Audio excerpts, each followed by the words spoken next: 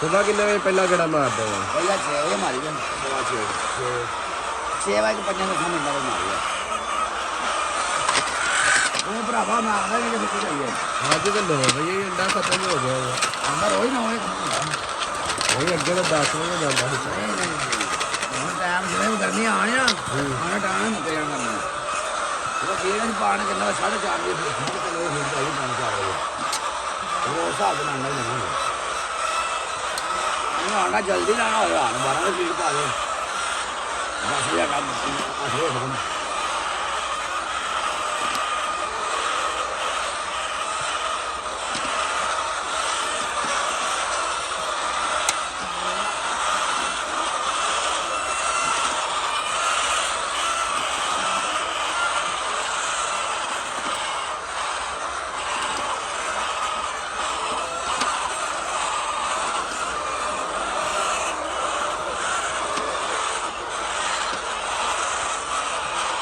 सामने वाले पास आना का बनना तो भी और तो नहीं करना अभी काम करना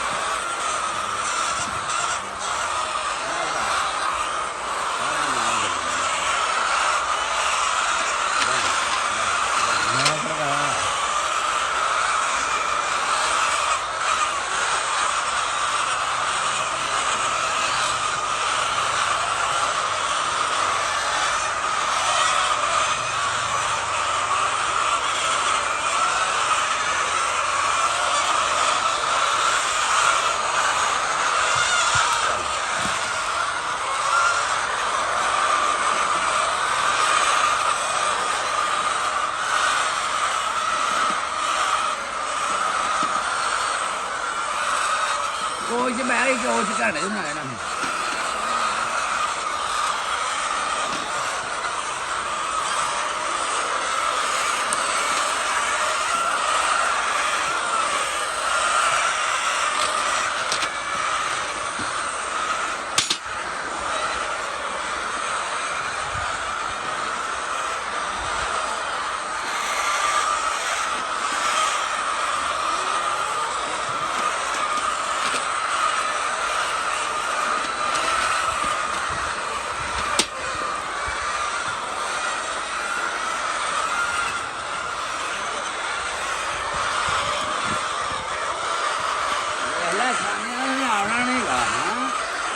मैं फोन किया वो अद्धे जा रही थी